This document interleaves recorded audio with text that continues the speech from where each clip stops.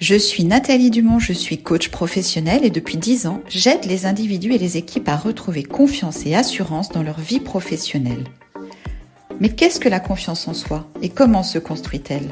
Avec des briques de confiance intrinsèques, nos forces et nos talents naturels, ou bien avec les briques que l'on ajoute au fur et à mesure de nos expériences et de notre développement personnel ? Parce que je crois dans la force de l'expérience qui transforme, avec Fortitude Podcast, je vous propose dans chaque épisode de poser une petite brique de confiance. Grâce à l'expérience, un sujet, un outil, une action. 804 000. C'est le résultat que j'ai obtenu en cherchant syndrome de l'imposteur sur Google. Et là, je me suis dit que tout avait déjà été dit ou écrit, que bien d'autres avant moi avaient eu déjà la bonne idée que je n'aurais jamais sur le sujet.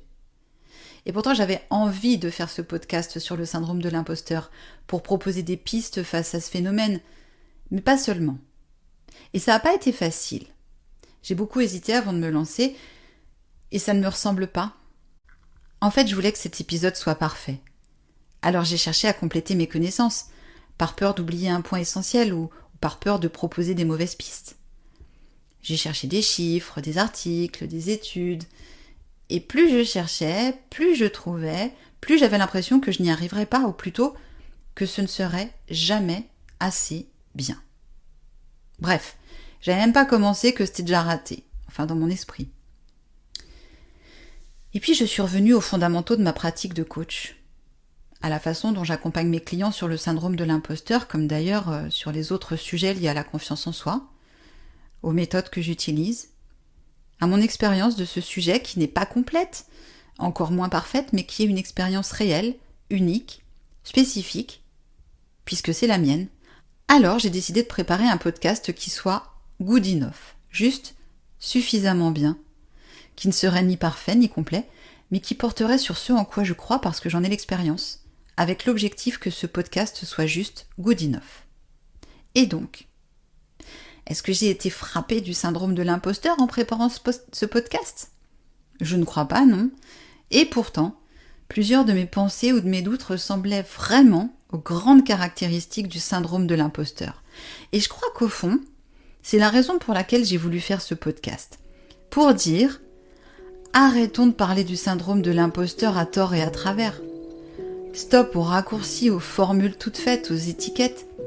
Pourquoi vouloir tout mettre dans des cases ? Pourquoi ce besoin de poser des diagnostics faciles ? Combien de fois j'entends « mon collègue, mon boss, ma femme, elle travaille beaucoup trop » ou bien « il en fait des tonnes, de toute façon, il a toujours eu un complexe d'infériorité, il doit avoir le syndrome de l'imposteur ». Mais qu'est-ce que tu en sais ? Tu lui as demandé ? Bref, méfions-nous des mots qu'on utilise. Méfions-nous des définitions qui vulgarisent. Méfions-nous des mots qu'on utilise car les conséquences de ce phénomène de l'imposteur sont sérieuses. Ce ne sont pas juste des freins au développement du potentiel, c'est un état d'anxiété permanente qui peut conduire à la dépression ou au burn-out. Méfions-nous des mots qu'on utilise car ce phénomène existe, mais il peut aussi être confondu avec d'autres types de phénomènes ou de ressentis, d'où l'importance de pouvoir l'identifier et même de le mesurer. Alors de quoi s'agit-il ? D'abord, il ne s'agit pas d'un trouble mental, pas d'un trouble psychiatrique, pas d'une pathologie. C'est d'ailleurs la raison pour laquelle il est plus juste de parler de phénomène de l'imposteur que de syndrome de l'imposteur. Il ne s'agit pas non plus d'un trait de personnalité récurrent car le phénomène de l'imposteur va plutôt se manifester dans une période particulière, avec un stress contextuel ou un changement de situation par exemple. La littérature consacrée au sujet indique en effet que 70% d'entre nous sont confrontés à ce phénomène ou à certaines de ses caractéristiques au moins une fois dans leur vie. Alors de quoi s'agit-il ? Le terme imposteur désigne une personne qui trompe par de fausses apparences, qui se fait passer pour quelqu'un d'autre. Et le phénomène de l'imposteur, c'est croire, malgré moi, que je me fais passer pour quelqu'un d'autre que qui je suis vraiment. Il décrit l'impression de se sentir incompétent face à une situation, malgré un niveau de performance et de réussite réel et objective. Une impression qui va conduire à nier le mérite lié à son travail, à attribuer son succès à des éléments extérieurs et à vivre dans la peur d'être démasqué. Je me permets donc de ranger le phénomène de l'imposteur dans la famille des schémas cognitifs de type croyance. Une croyance qui se manifeste donc par la très grande difficulté à reconnaître ses propres résultats, ses propres capacités. Je ne suis pas aussi douée que ce que les autres pensent. Je ne suis pas à la hauteur de mon poste, je devrais pouvoir faire mieux. Mes réussites sont liées à la chance, donc en vérité, je suis incompétent et je vais être démasqué. Cette croyance se manifeste sur le plan émotionnel par un manque de confiance en soi ou un sentiment d'insécurité permanent, par la frustration aussi de ne pas atteindre un certain niveau d'exigence personnelle et par une forme d'anxiété généralisée à l'idée de commettre l'erreur, l'échec, le manquement, qui va faire que les autres vont me découvrir tel que je me perçois, c'est-à-dire un imposteur. Et une croyance qui se manifeste enfin sur le plan des comportements par des réactions de compensation qui poussent souvent au perfectionnisme ou à l'overdoing, c'est-à-dire au fait d'investir beaucoup plus d'énergie que nécessaire sur l'ensemble de nos tâches afin que tout soit parfait, irréprochable. Overdoing. Vous vous reconnaissez peut-être dans certaines de ces pensées ou de ces ressentis. Pour autant, êtes-vous réellement concerné ? D'où l'importance d'aborder les choses d'un point de vue à la fois empirique et scientifique, c'est-à-dire l'importance d'évaluer ce phénomène dans une approche de diagnostic, en parlant avec un professionnel ou à travers un questionnaire. Et c'est l'outil que j'ai choisi de vous proposer dans cet épisode des petites briques de confiance, un sujet, un outil, une action. L'outil, c'est l'échelle de Clance, mise au point par la psychologue américaine Pauline Clance qui a décrit le phénomène de l'imposteur avec Susan Himes à la fin des années 70. L'échelle de Clance, c'est un test composé d'une vingtaine de questions qui s'adressent aux personnes qui pensent être concernées par ce phénomène et qui permet d'en mesurer l'intensité. Les résultats de ce phénomène vont montrer si la personne présente quelques caractéristiques isolées du phénomène de l'imposteur ou bien si elles en ont une expérience intense, régulière, et donc sur laquelle il va falloir faire quelque chose. Mais pourquoi mesurer l'intensité du phénomène de l'imposteur ? Eh bien justement, pour savoir de quoi on parle et pour agir en fonction des résultats du test. Est-ce que j'ai parfois le sentiment d'être un imposteur ou bien est-ce que j'ai développé la certitude profonde d'être un imposteur et que je n'arrive plus à m'en débarrasser ? C'est pas du tout la même chose. Et les freins à lever ne seront pas les mêmes dans l'une ou l'autre situation. Plusieurs fois, j'ai entendu certains de mes clients me dire « En fait, je suis rassurée, c'est pas si grave que ça. » Et oui, parce que les résultats du test montraient qu'ils étaient faiblement ou modérément concernés par le phénomène de l'imposteur. Et grâce aux résultats du test, nous avons pu cibler très précisément les points qu'ils avaient envie d'améliorer.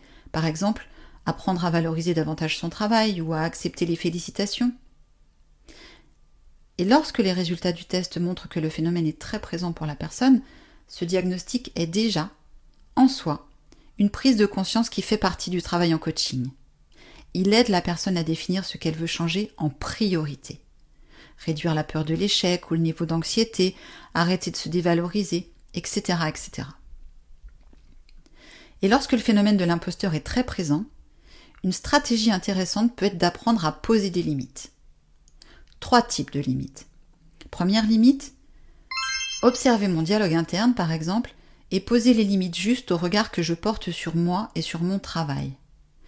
En quoi par exemple la peur d'échouer est un moteur et à partir de quel moment ça n'est pas bon pour moi et je dois faire cesser ce dialogue interne. Que ta parole soit impeccable, nous enseigne le premier des accords Toltec. Que ta parole soit impeccable vis-à-vis des autres, mais que ta parole soit impeccable aussi vis-à-vis de toi-même. Deuxième limite, poser des limites à la critique excessive de la part de l'autre. Mon chef, mon collègue, mon collaborateur, en apprenant à dire stop aux paroles ou aux attitudes que je perçois comme dévalorisantes. Et puis troisième limite, poser les limites au temps passé et à mon niveau d'exigence personnelle sur les différents sujets dont je m'occupe. C'est le fameux good enough, le suffisamment bien. Le good enough qui va me permettre de poser une petite brique de confiance face au phénomène de l'imposteur. Je vais donc par exemple définir précisément le temps que je vais consacrer à une action et le niveau d'exigence que je me fixe. Et je vais m'y tenir. Je dois travailler sur une présentation ou une prise de parole. Combien de temps et quel résultat attendu je me fixe pour que cette présentation ou cette prise de parole soit suffisamment bien. Ça veut dire accepter du coup que suffisamment bien ne soit pas la même chose que parfaite. Ça veut dire accepter de s'arrêter lorsque le résultat final est suffisamment bien, qu'il répond à ce qu'on attend de moi, à mon engagement ou à mes responsabilités. Ça aurait pu être mieux ? Peut-être. Et ça aurait changé quoi ? Donc accepter de s'arrêter lorsque le résultat final est suffisamment bien et surtout, ne pas oublier d'en faire une petite victoire.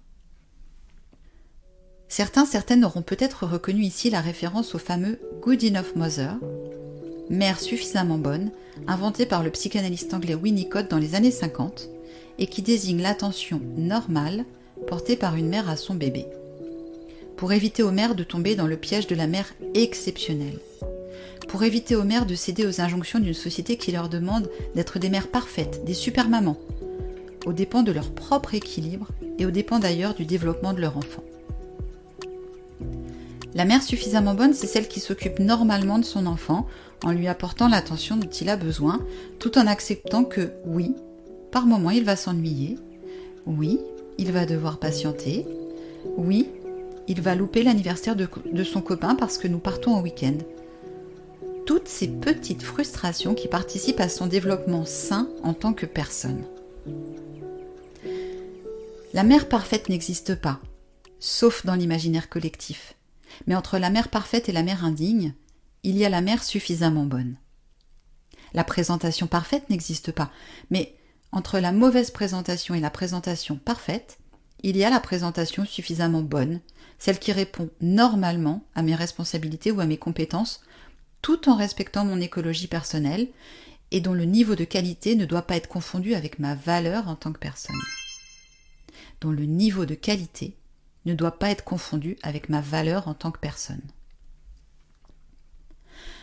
Alors pour conclure cet épisode des petites briques de confiance, un sujet, un outil, une action, sur le phénomène de l'imposteur, avec l'outil de l'échelle de Clance, je vous propose de retenir une action.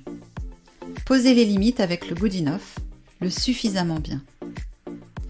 Et si j'ai choisi cette référence à Winnicott et à la mère parfaite, c'est que le phénomène de l'imposteur peut être ressenti sur bien d'autres plans que sur le plan professionnel. Pas uniquement en tant que coach, collaborateur ou manager, mais aussi en tant que mère, père, fille, épouse, amie. Dans les différents rôles de notre vie, qui sont des espaces d'équilibre et d'épanouissement, mais aussi des espaces d'épuisement et de doute, il peut nous arriver d'éprouver ce même phénomène qui vient confronter notre identité et notre estime personnelle. Alors quel que soit le plan, quel que soit le rôle, poser une petite brique de confiance, ce sera peut-être simplement de se limiter au good enough.